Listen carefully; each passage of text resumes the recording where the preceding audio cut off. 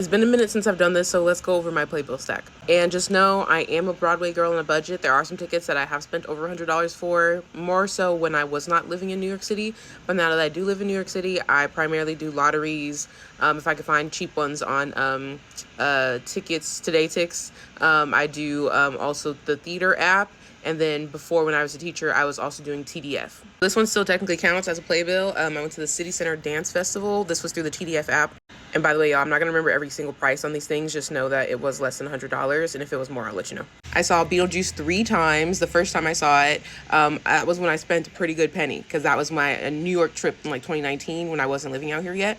But then everything after that, lottery. Waterfit Elephants through the TDF app last year. I saw the Soccer Magic Show through a lottery system. Outsiders through the lottery system. Some Like It Hot through the lottery system. Can't remember how I saw 6, whether it was through lottery or I found a cheap ticket elsewhere. But fun fact, I've also seen it on the West End. That's where I saw it first. Funny Girl with my girl Julie. Saw Phantom before it closed with Emily, Jordan, and Ben. A Strange Loop, Fire. By the way, all the other ones, they were lottery prior that I didn't say. I think I paid full price, but not, it was still under $100. I think I got like an $80-something ticket. I loved this show. It was off Broadway, but I knew it wasn't really gonna go very far. It's very niche, but Between the Lines was found for, I think, it was just cheaper tickets, yeah, for off-Broadway. The Notebook I got through lottery. Joy Woods, young. Jordan is in Camelot. And he also my girl Philippa Sue. Camelot was through my TDF, I think. So hard to get Wicked Lottery, and I finally got it last year, and it was very much worth it. Saw The Wiz twice last year. One was via lottery. The other time it was for just me. I went with my mom, so we had to get official tickets, but those tickets were still no more than $100. Fun fact about Paradise Square, I think I got these tickets, I don't know the exact number, so I'm just gonna say under 30. But I remember I went up to the theater. I had free time that day. I said, let me just go walk from theater to theater to see what cheap ticket I could get. And the guy at the box office was really nice. He said he liked my shirt. I was wearing like something about like being kind or smiling, something like that. He gave me my ticket for $30. I was in middle orchestra. This show could have went very far if not for the production team. Saw Dear Evan Hansen in San Diego. I did pay full price for these, but I also still don't think it was more than $100. Also at San Diego, I saw Aladdin. This one was a cheaper ticket because I got some kind of like special deal for being a student. I saw Waitress at San Diego as well. We paid fuller price, but once again, it was no more than $100.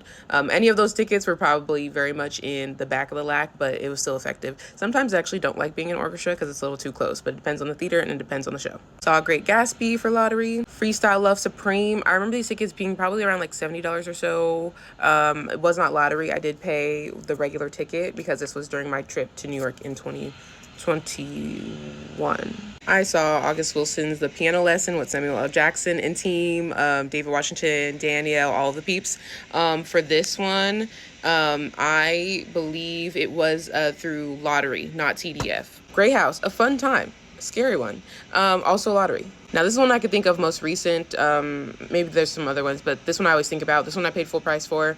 It was like $99. I think one of the more expensive tickets I paid for in the past few years, because I wanted to go support someone I knew in it. Chuck, I had got the lottery. I had tried. I really was trying for that lottery, and I finally got it. Same thing for Sweeney. Finally got the lottery for that. Got to see the actual full cast. Saw Bad Cinderella. I believe I went to the box office, and the tickets were really cheap. Dancing by Bob Fosse. This was free. I was a dance teacher, so sometimes we got to go to shows. Into the Woods. This was a lottery ticket.